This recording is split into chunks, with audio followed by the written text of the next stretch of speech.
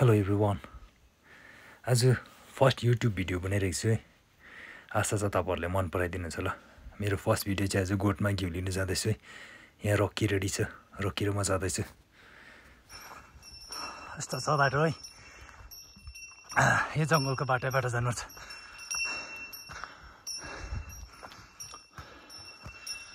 पुरा धुम्म छ, पानी पऱ्यो भने बिजो हुन्छ। रक्की म र रक्की उँभो त उक्लिरहेको छ जस्तो छ। यहाँ मुनि धेरै धुम्म छ, पानी पऱ्यो भने बिजोक हुन्छ नि। डाँडामा चाहिँ हावा चल्यो भने अब यहाँबाट हामीलाई लगभग 15 किलोमिटर कभर गर्नुपर्ने हुन्छ है।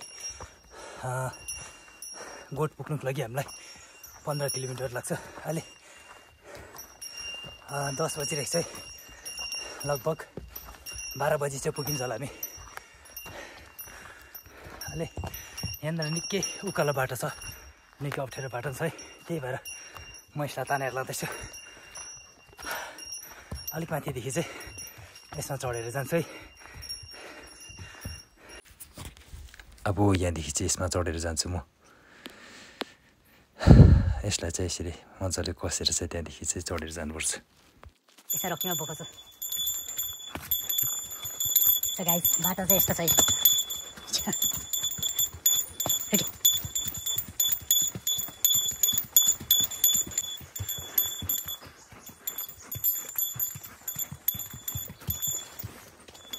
आम्बो, उँभो त पुरा धुम्म रहेछ नि। यहाँ नजिक चाहिँ सन्दकपुरहरू देख्छ, तर पुरा धुम्महरू छ। यो काला जानुपर्छ। यहाँ चाहिँ सबरग्राम भन्छ है। यो चाहिँ सन्दकपुर भन्दा second highest, Sandakphu highest peak हुने चाहिँ सबरग्राम चाहिँ सेकेन्ड हाइस्ट हो भन्छ। यहाँनिर पनि देउराली छ है। यो पर देख्दै गरेको चाहिँ फरेस्ट क्वार्टर हो।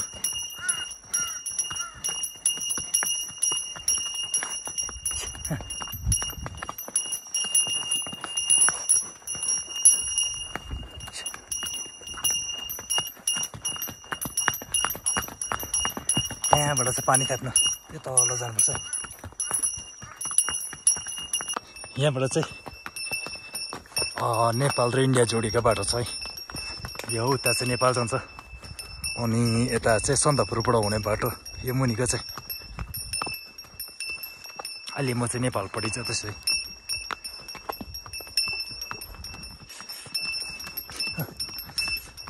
प्रायः गोठहरू चाहिँ सबै नेपालपट्टि मात्रै छ, इन्डियापट्टि चाहिँ गोठहरू सबै ब्यान भइसकेको छ नि त। अब चाहिँ गोठ पुग्यो म है। यहाँनिर चाहिँ गोठ भन्दा चाहिँ कस्तो सोच्नुहुन्छ होला तपाईँहरूले है। चारपट्टि हङ्गै भएको त्यस्तोहरू सोच्नुहुन्छ होला न, तर खासमा गोठ त्यस्तो हुँदैन है। गोठ एकदम बस्ती ठाउँतिरको बस्ने घरहरू जस्तो हुन्छ है, साइडमा वस्तुहरू राख्ने। अन्त यो परनिर घोडा पनि चढ्दो रहेछ। यहाँतिर घोडाहरू छ।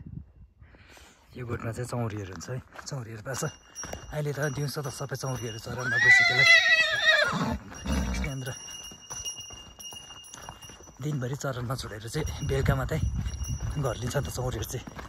त्यसै कारण चाहिँ अन्त बेलुका लिन्छ, सबै धुयो, अन्त त्यहाँदेखि फेरि बेलुका गोठमै बस्छ। अन्त बिहान चाहिँ फेरि जङ्गल छोड्छौँ नि। यहाँ चाहिँ हाम्रो घोडाले ब्याइरहेको छ, आज जङ्गल उताबाट लिएर आएको। त्यसमा घिउ रेडी भइरहेछ। आपा बिहान आएको थिएँ, अनि यो घिउ पनि लगेर जानुपर्छ। के गरेको?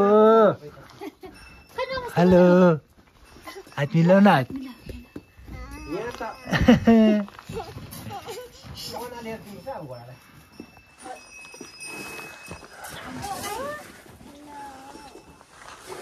हात चौरीको छुर्पी,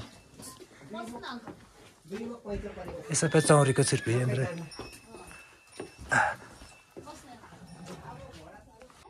यो चाहिँ गोठ है, गोठको बनावट।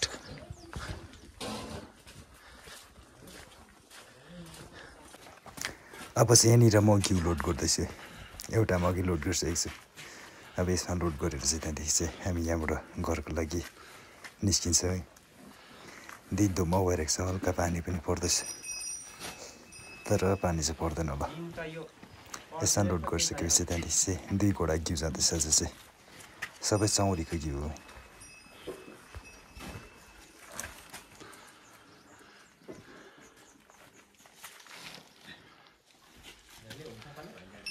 सात टक्रा बाबा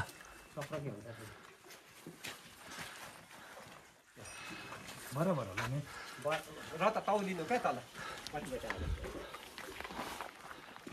अब चाहिँ गोठबाट हामी हिँडिसक्यो। यहाँनिर चाहिँ दुईवटा घोडामा के छ, पछाडि आप्पा छ है। आप्पा चाहिँ बिहान आउनु थिएन, पुरा दिनभर घुम्नु छ।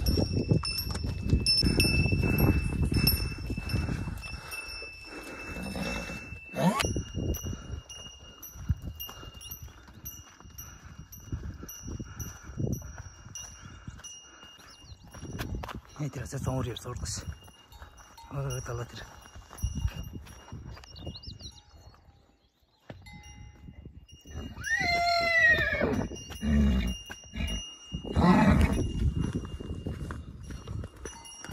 यो साइड चाहिँ सबै नेपाल।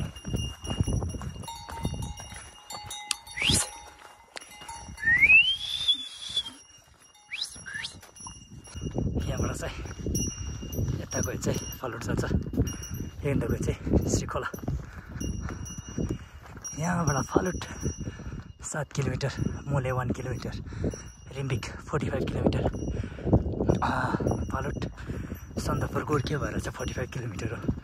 अनि यता श्रीखोला भएर गयो भने चाहिँ रिम्बिक 15 किलोमिटर जति पर्छ। अलि डाँडा एकदमै हरियाली भएर छ, हरियो बोजोहरू फुलेर मजाको देख्ने भइरहेको छ। अब यहाँदेखि ओह्रालो हो घर पुग्नु, 10 किलोमिटर लाग्छ होला। यो मौ बच्चा चाहिँ आज माथि डाँडामा त्यो घर लिएको है। बच्चालाई चाहिँ जनावरले खान्छ भनेर चाहिँ घर लिएको। यिनीहरू अघिहरू पनि मजाले बसिरहेको छ।